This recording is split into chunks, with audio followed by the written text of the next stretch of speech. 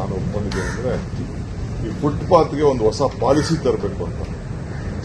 ನಾಗರಿಕರು ಈ ಫುಟ್ಪಾತಲ್ಲಿ ಓಡಾಡೋಕ್ಕೆ ಎಲ್ಲ ತೊಂದರೆ ಆಗ್ತಾ ಇದೆ. ಬಹಳ ಇನ್ವೆಸ್ಟ್ಮೆಂಟ್ ಮಾಡಿ ಫುಟ್ಪಾತ್ ಮಾಡಿಸಿರ್ತೀವಿ.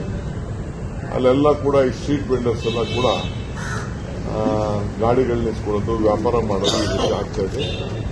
ಅದಕ್ಕೆ ನಿಗದಿಯಾದಂಥ ಜಾಗಗಳನ್ನು ವೆಂಡರ್ಸ್ಗೆ ಫಿಕ್ಸ್ ಮಾಡಬೇಕು. ಈ ಫುಟ್ಪಾತ್ನ ಕ್ಲೀನ್ ಮಾಡಿ ಅವಕಾಶ ಮಾಡಿಕೊಡ್ಬೇಕು ಜನರು, ನಾಗರಿಕರು ಓಡಾಡೋಕ್ಕೆ.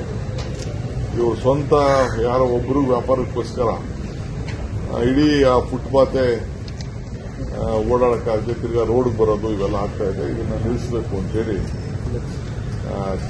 ತೀರ್ಮಾನ ಮಾಡಿ ಆ ಫುಟ್ಪಾತ್ಗೆ ಒಂದು ಹೊಸ ಪಾಲಿಸಿ ಮಾಡಬೇಕು. ಮತ್ತು ಮೇಜರ್ ಎಲ್ಲೆಲ್ಲಿ ಅವರು ಇಟ್ಕೊಳ್ಬೇಕು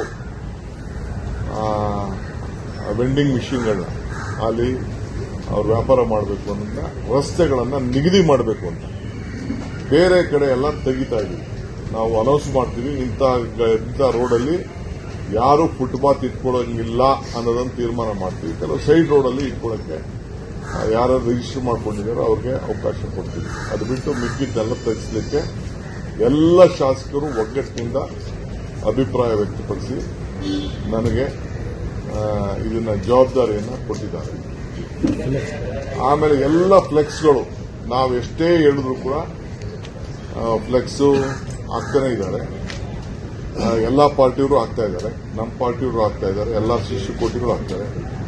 ಯಾರ್ಯಾರ ಹೆಸರು ಅಲ್ಲಿ ಕೆಳಗಡೆ ಇರ್ತದೆ ಅವ್ರಿಗೆ 50 ರಿಂದ 1 ಲಕ್ಷ ರೂಪಾಯಿವರೆಗೂ ಒಂದೊಂದು ಫ್ಲೆಕ್ಸ್ಗೆ ಫೈನ್ ಹಾಕಬೇಕು ಅಂತ ನಾವು ಹೇಳಿದ್ದೇವೆ. ಯಾಕೆಂದ್ರೆ ಈ ಫ್ಲೆಕ್ಸು ದಂಧೆ ವಿಪರೀತ ಆಗ್ತಾ ಇದೆ. ಬರ್ತಡೇ, ಆ ಬರ್ತಡೇ, ಈ ವಿಶಸ್ಸು, ಆ ವಿಶಸ್ಸು ಅಂತೇಳಿ ಗೌರ್ಮೆಂಟ್ ಏನಾದ್ರು ಒಂದು ಇತ್ತು ಅಂದ್ರೆ ಅದಕ್ಕೊಂದು ಸ್ಟ್ರೀಮ್ ಲೈನ್ ಇದೆ, ಅದು ಲೆಕ್ಕಾಚಾರ ಇದೆ, ಅಡ್ವರ್ಟೈಸ್ಮೆಂಟ್ ಬೋರ್ಡ್ಸ್ ಇದೆ, ಅದನ್ನು ಬೇಕಾದ್ರೆ ತೆಗೆದುಕೊಂಡು ಯಾರು ಬೇಕಾದ್ರೂ ಮಾಡಬಹುದು. ಅದು ಬಿಟ್ರೆ ಬೇರೆ ಎಲ್ಲೂ ಕೂಡ ಹಾಕ್ಲಿಕ್ಕೆ ಅವಕಾಶ ಇಲ್ಲ.